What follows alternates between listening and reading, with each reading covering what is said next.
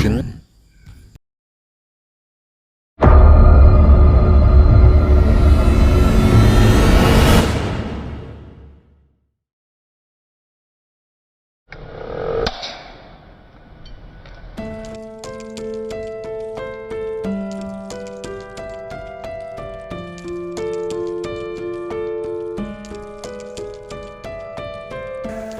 Tajirun shadiq, pedagang, pengusaha yang jujur.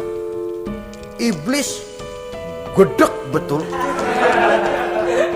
benci bukan main sama pengusaha, sama pedagang yang jujur, yang tidak ngurangi timbangan, tidak nipu pembeli, tidak barang yang jelek dibilang bagus, atau yang bagus di atas yang jelek di bawah, atau dicampur yang baik dengan yang jelek supaya kelihatan semuanya jadi baik.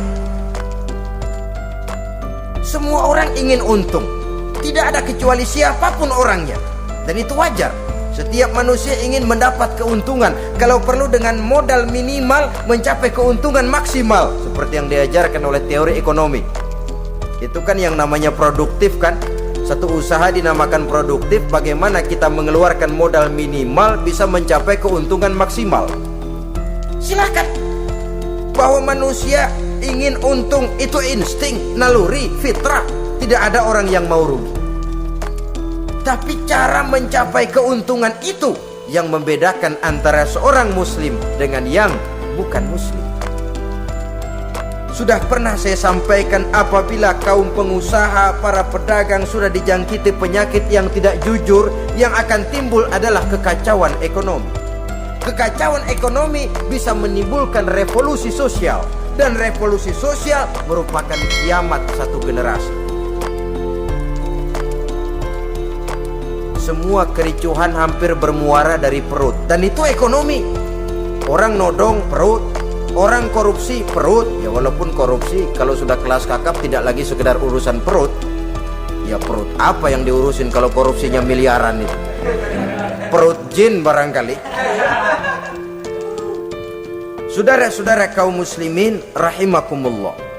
Oleh karena itu, pedagang yang jujur, pengusaha yang jujur, ini merupakan musuh iblis. Iblis tidak senang kalau ada pengusaha yang jujur. Iblis tidak senang kalau ada pedagang yang jujur. Tapi iblis akan tepuk tangan kalau pedagang sudah selingkuh, kalau pengusaha sudah nipu. Ada orang bilang, sekarang mah kalau jujur-jujur bener nggak makan apa-apa dong kita. Sebab katanya jangan lagi nyari yang halal, sekarang ini yang haram aja seret. Rupanya sering masang undian nggak pernah kena. Lalu bilang jangan yang halal, yang haram aja nggak kena-kena katanya.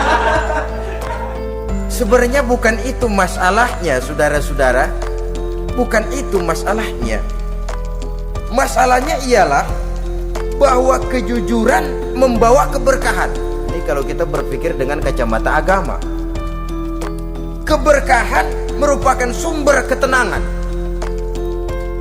Dan ketenangan ini tidak bisa dibeli dengan materi yang bagaimanapun banyaknya. Walaupun kita punya percetakan duit, ketenangan itu nggak bisa dibeli.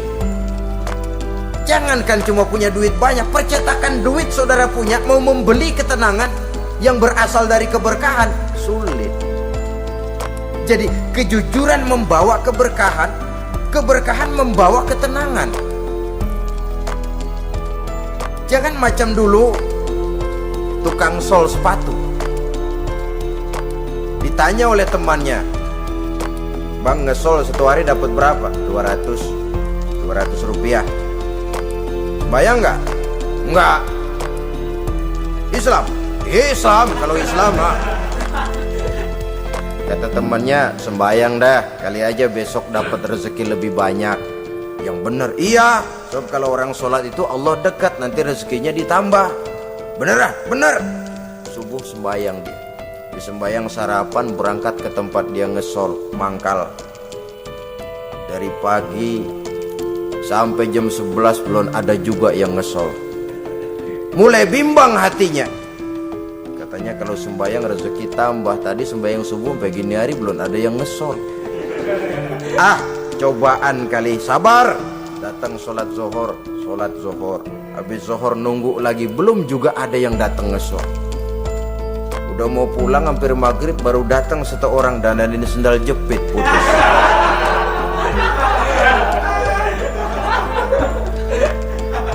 Sudah bayar 25 rupiah, pulang dia si tukang sol ini, ketemu sama temennya yang nyuruh sholat tadi. Ditanya, bagaimana penghasilan ini hari? Apa dijawab? Gua kapok deh sembahyang.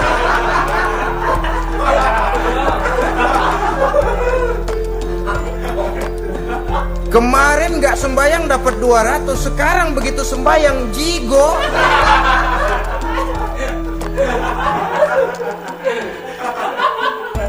Dia tidak sadar bahwa dari kacamata agama, 25 rupiah yang membawa berkah jauh lebih baik ketimbang 200 uang panas.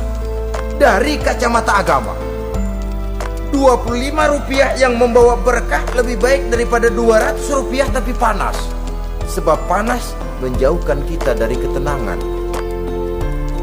Itulah sebabnya maka pedagang yang jujur, pengusaha yang jujur menjadi musuh setan dan beruntung. Sekarang jadi pengusaha jujur-jujur nggak dapat proyek, Pak. Kalau nggak bisa semur. Padahal agama sudah menjelaskan ar-rashi wal murtashi finnar. Orang yang nyogok dan orang yang disogok dua-duanya neraka.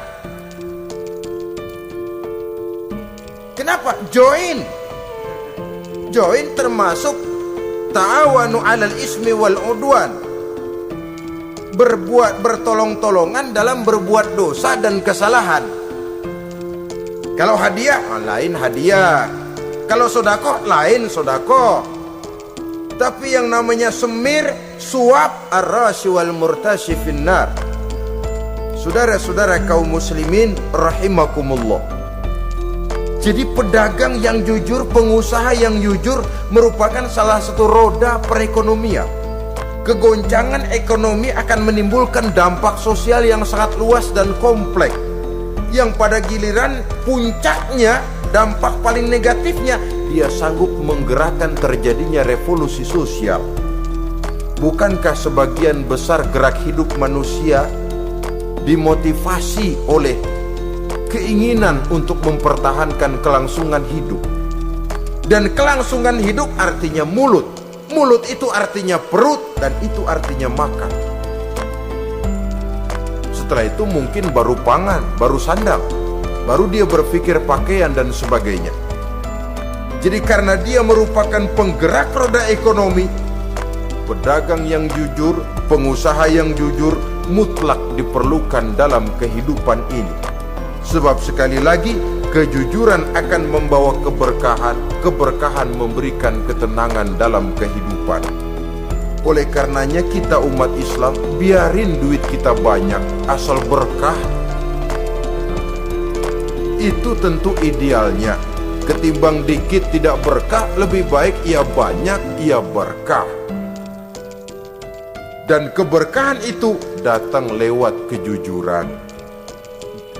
Kejujuran ini sudah dicontohkan oleh Rasul pada saat beliau berniaga ke negeri Syam. Dikala berumur 9 tahun, bahkan dikala berumur 25 tahun, seketika membawa dagangan Sayyidatuna Khadijah yang kelak jadi istri beliau.